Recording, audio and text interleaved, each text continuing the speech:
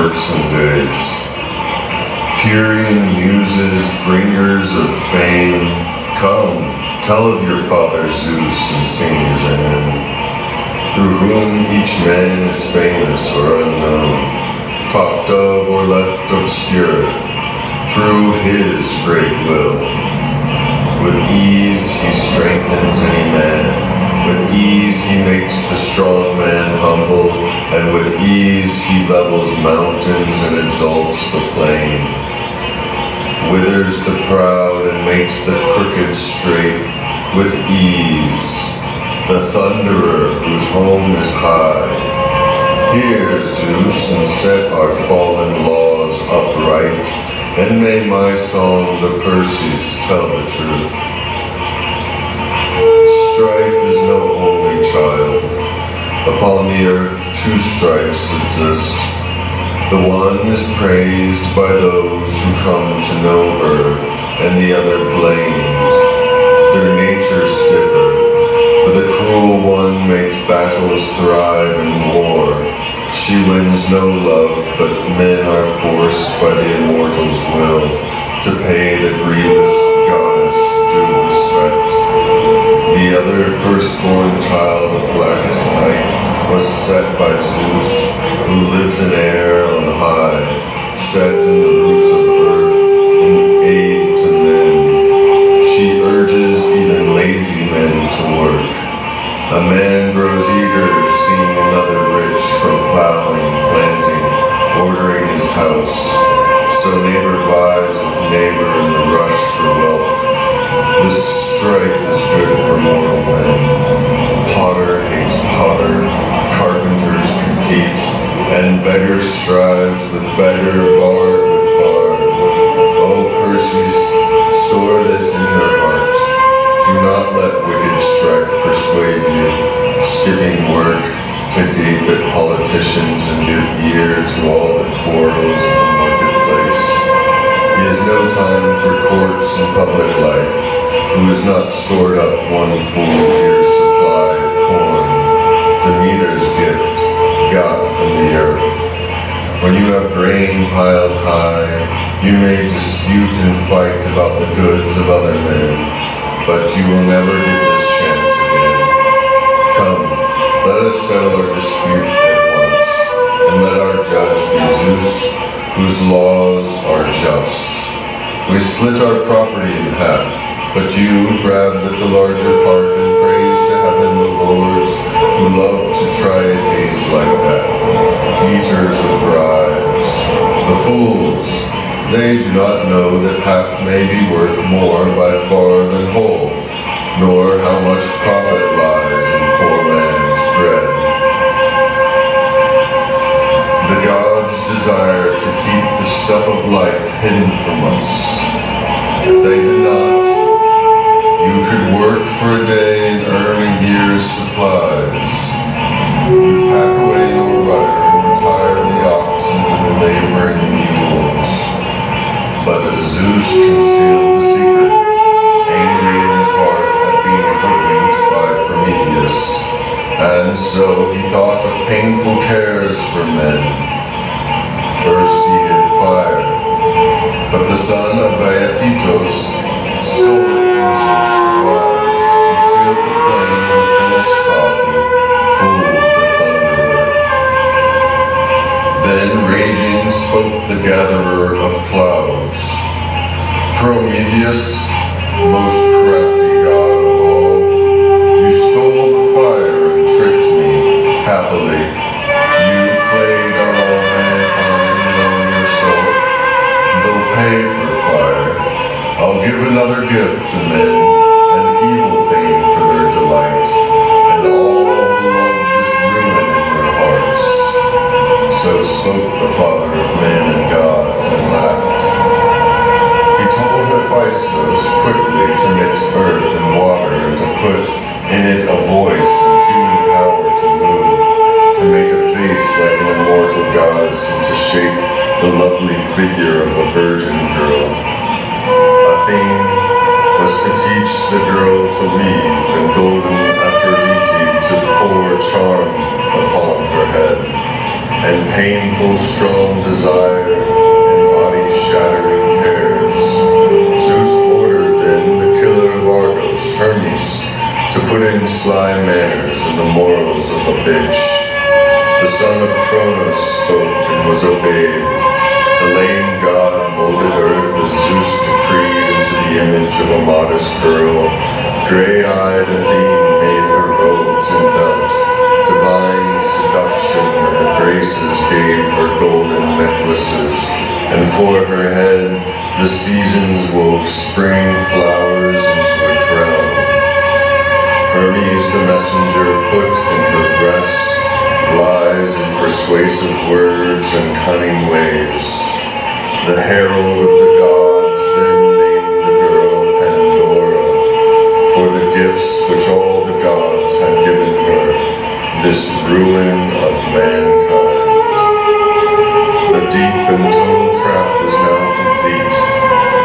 The Father sent the gods' fast messenger to bring the gift to Epimetheus, and Epimetheus forgot the words his brother said, to take no gift from Zeus, but send it back, lest it should injure men.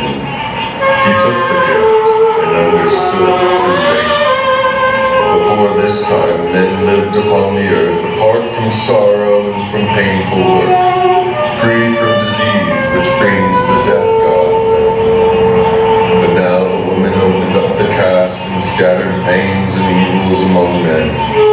Inside the cask's hard walls remained one thing, hope, only which did not fly through the door. The wind stopped her, but all the others flew. Thousands of troubles wandering the earth. The earth is full of evils, and the sea. Diseases come to visit men by day, and uninvited come again at night, bringing their pains in silence, for they were deprived of speech by Zeus the wise, and so there is no way to flee the mind of Zeus. And now, with art and skill, I'll summarize another tale, which you should take to heart, of how both gods and men began the same. The gods who live on Mount Olympus first fashioned the golden race of mortal men. These lived in the reign of Cronos, king of heaven. Like the gods, they lived with happy hearts, untouched by work or sorrow.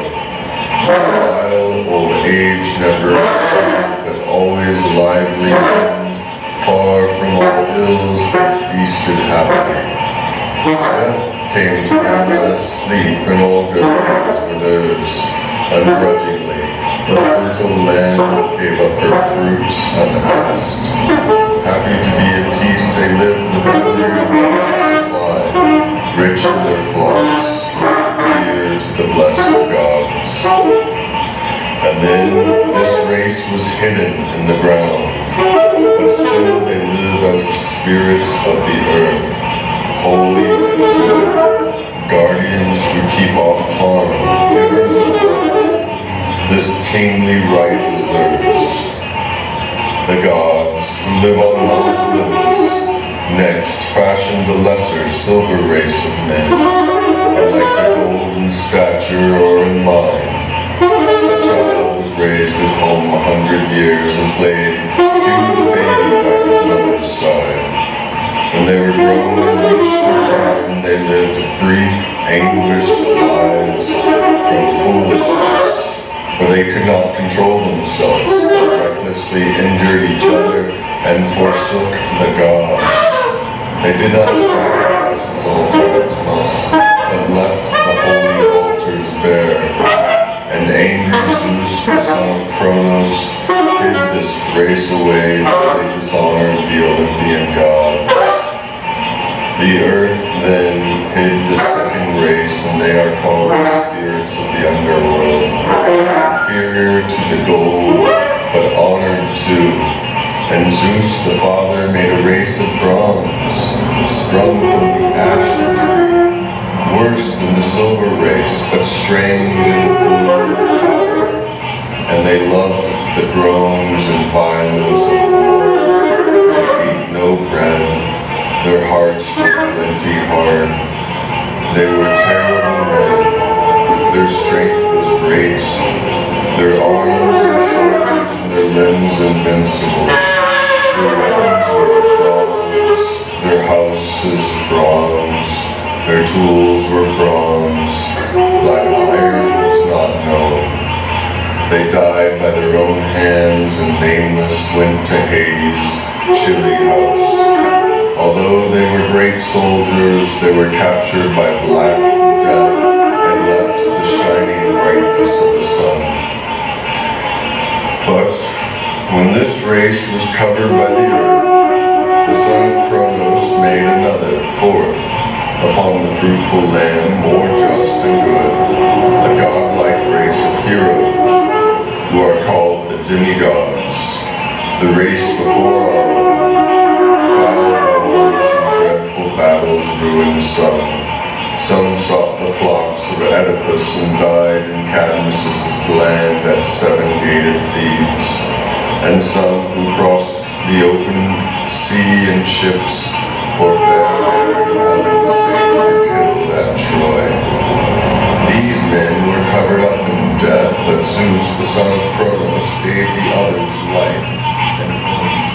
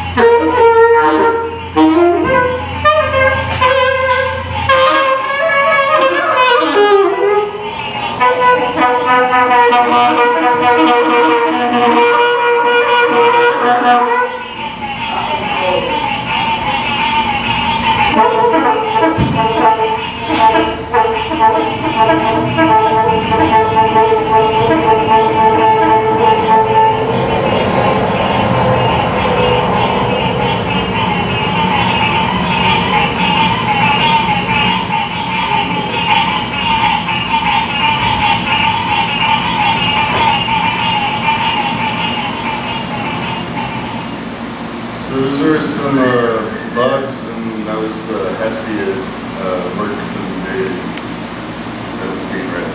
Thank you.